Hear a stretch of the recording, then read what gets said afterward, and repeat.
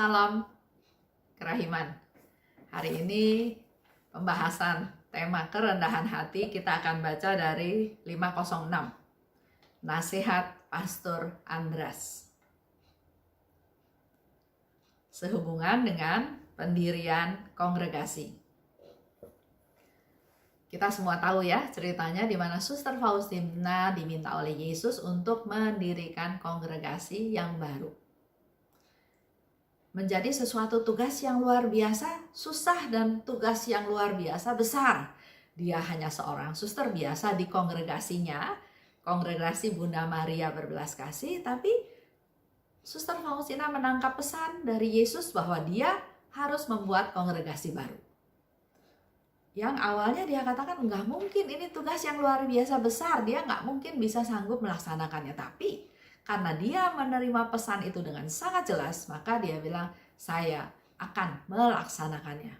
Dan hal ini dia ceritakan otomatis ya kepada muder superiornya, kepada bapak pengakuannya, antara lain yaitu kepada Pastor Andras. Dan pada waktu Suster Faustina bertemu dengan Pastor Andras, maka ada banyak pesan atau nasihat dari Pastor Andras untuk Suster Faustina. Saya tulis ya, ada 15 pesan. Kita lihat satu-satu. Pertama, jangan melakukan sesuatu pun tanpa persetujuan para superior. Karena dia punya atasan. Sehingga pesan yang pertama, apapun yang dilakukan, jangan tanpa persetujuan superior. Begitu pula dengan kita sebagai umat Katolik. Kita perlu taat pada aturan-aturan yang ada, pada atasan kita dalam tanda kutip, pada aturan gereja, pada romo, pada para uskup, pada aturan-aturan yang ada ya. Jadi jangan melanggar aturan, itu poinnya. Perlu taat, perlu setia, dan melakukan segala sesuatu harus seizin superiornya. Kedua, coba banyak merenung dan berdoa untuk mendapat pencerahan, supaya perintah Tuhan itu semakin clear, semakin jelas. Begitu pula dalam hidup kita ya. Sering kan orang bilang, sebetulnya perintah Tuhan untuk saya tuh apa ya gitu ya. Ada yang ya banyak cerita ya. Tapi kalau memang dia tidak bisa menangkap apa yang menjadi pesan Tuhan, di sini Pastor Andras katakan, renungkanlah dan banyak berdoa. Yang ketiga, jangan tergesa-gesa sebelum semuanya menjadi jelas. Sering ya ada orang yang mau melakukan sesuatu, langsung lakukan sambil jalan, sambil mengevaluasi, sambil benar nggak nih ya? Tapi nasihat Pastor Andras adalah jangan tergesa-gesa sebelum semuanya menjadi jelas. Yang keempat, karya Allah maju dengan lambat. Tapi kalau karya ini berasal dari Allah, engkau pasti akan mengetahuinya dengan jelas. Jadi bukan berarti karya Allah itu harus segera dilakukan tanpa pertimbangan, tanpa persiapan, tanpa analisa, tanpa direnungkan. Bisa salah. Karena di sini Pastor Andras justru kasih tahu karya Allah maju dengan lambat, step by step. Contoh, Suster Faustina melihat penampilan Yesus yang Maha Rahim itu pada tahun 1931. Pada saat itu Yesus juga sudah bilang, lukislah seperti yang engkau lihat. Tapi terrealisasi 3 tahun kemudian, pada tahun 1934. Dan itu pun dengan perjuangan, dengan usaha ya, dengan banyak hal, rintangan yang harus dihadapi. Bicara lagi tentang devosi kepada kerahiman ilahi. Suster Faustina didatangi oleh Yesus dengan gambaran Tuhan yang Maha Rahim, tadi saya katakan 1931. Tapi baru betul-betul diterima oleh Vatikan, yaitu pada tahun 1978. Setelah larangan devosi ini untuk berkembang dicabut. Jadi tahun 58 pernah dilarang, 20 tahun kemudian tahun 78 larangan. dicabut sehingga boleh disebarluaskan sedemikian rupa. Bahkan tahun 2000, di mana Yesus pada tahun 1931 minta supaya ada pesta kerahiman ilahi. Tapi pada tahun 2000 baru Bapak Paus Yohanes Paulus II meresmikan minggu pertama setelah Paskah itu adalah pesta kerahiman ilahi. Ini menjadi satu bukti ya bahwa karya Allah itu maju dengan lambat. 5. Dengan menjadi taat, maka kamu tidak binasa. Jadi perlu ketaatan. Kalau kita lihat lagi nasihat nomor 1 ya, harus sepersetujuan superior. Kalau superior bilang tidak, dia harus taat. Dia nggak boleh maksa, dia nggak boleh malah menentang. Enggak, ini perintah Yesus. Jadi walaupun superior tidak setuju, saya tetap lakukan. Itu tidak dilakukan. Karena di sini dikatakan, dengan menjadi taat, engkau tidak binasa. 6. Bicara dengan jujur pada Bapa pengakuan dan taatilah. Jadi apa yang diungkapkan, apa yang dirasakan, apa yang dia terima pesan dari Yesus itu, bicaralah dengan jujur kepada Bapa pengakuan. Bukan setengah-setengah. Tapi bicaralah keseluruhannya, bicara dengan jujur, dan kalau Bapa pengakuan mengatakan sesuatu, taatilah. 7. Jangan melakukan apa-apa. Terima penderitaan sampai segala sesuatu jadi jelas. Betul, yang dialami oleh Suster Faustina adalah waktu dia katakan, Muder, saya diminta oleh Yesus untuk mendirikan kongregasi baru. Mudernya pasti enggak setuju, mudernya juga benar nggak ini ya? Suster Faustina mengatakan hal seperti itu dari Tuhan. Jangan melakukan sesuatu.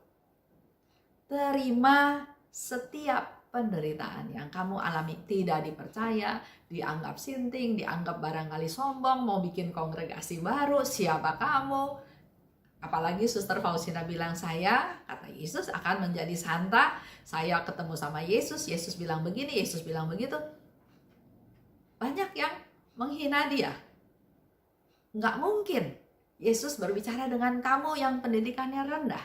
Dan seterusnya. 8. Harus menjadi orang yang sederhana. 9.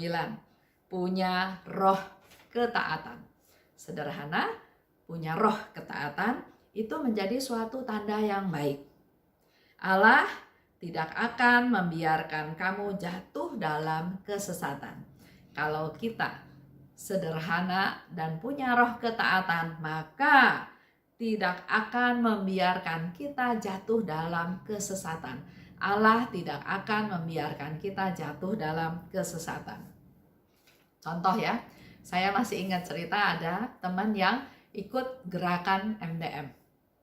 Dia yang nggak tahu dapat fahamnya dari mana ya, tapi ajarannya bahwa paus yang sekarang itu palsu.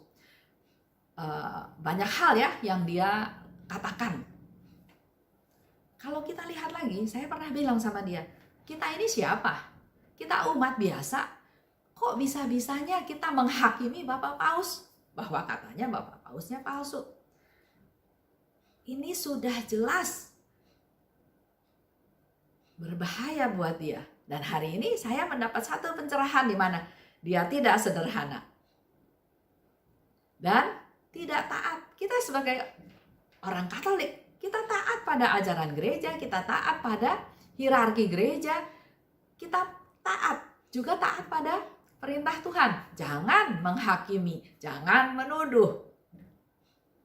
Yang teman saya lakukan sudah berbalik semua dengan apa yang seharusnya dia lakukan. Dan di sini saya mendapat satu masukan bahwa kalau saya sederhana, kalau saya taat, maka Allah akan menjaga saya untuk tidak terjerumus ke dalam kesesatan. 10. Terima semuanya dengan tenang dan jangan takut. Ini menjadi satu pesan buat kita semua ya.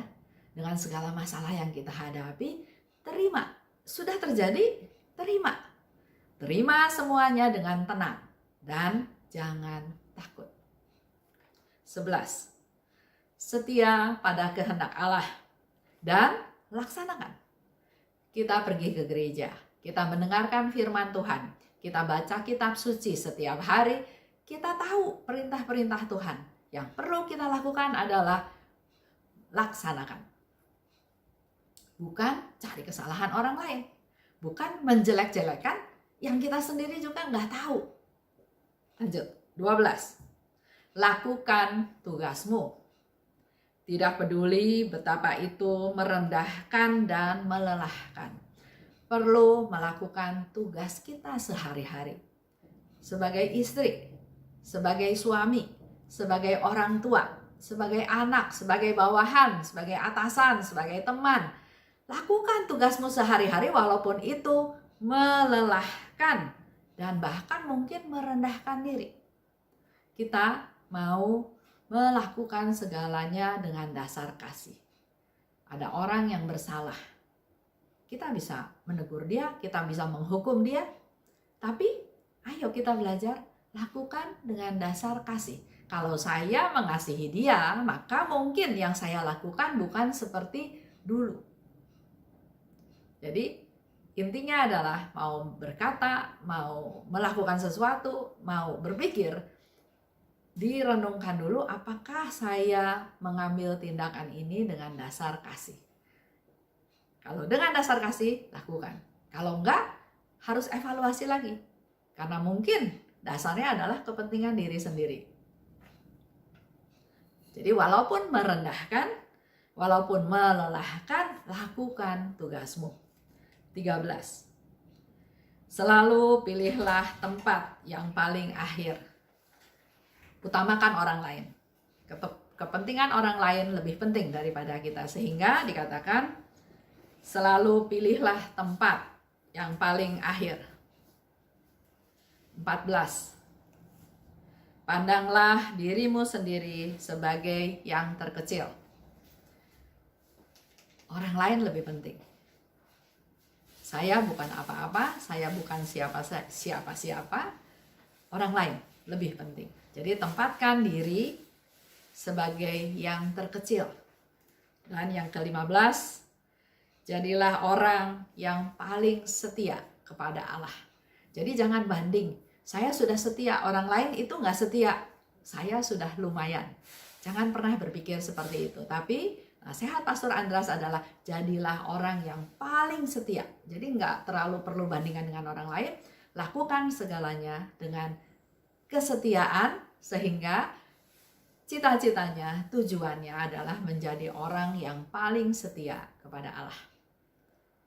Itu nasihat Pastor Andras kepada Suster Faustina. Tapi menurut saya itu juga nasihat untuk kita semua untuk bisa menjadi rendah hati. Terima kasih. Salam kerahiman.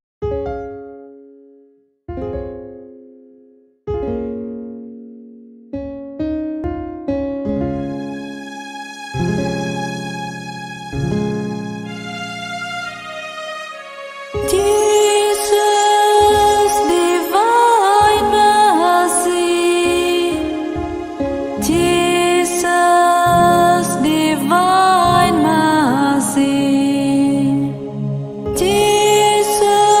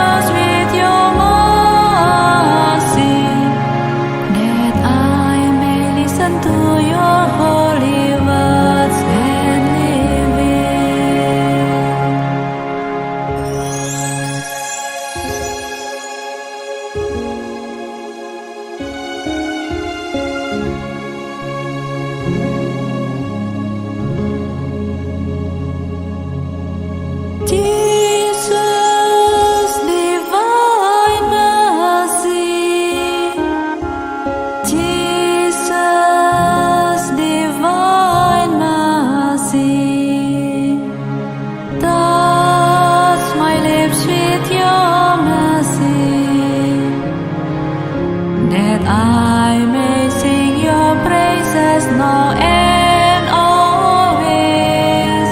Touch my hands with your mercy, that I may use them to serve others.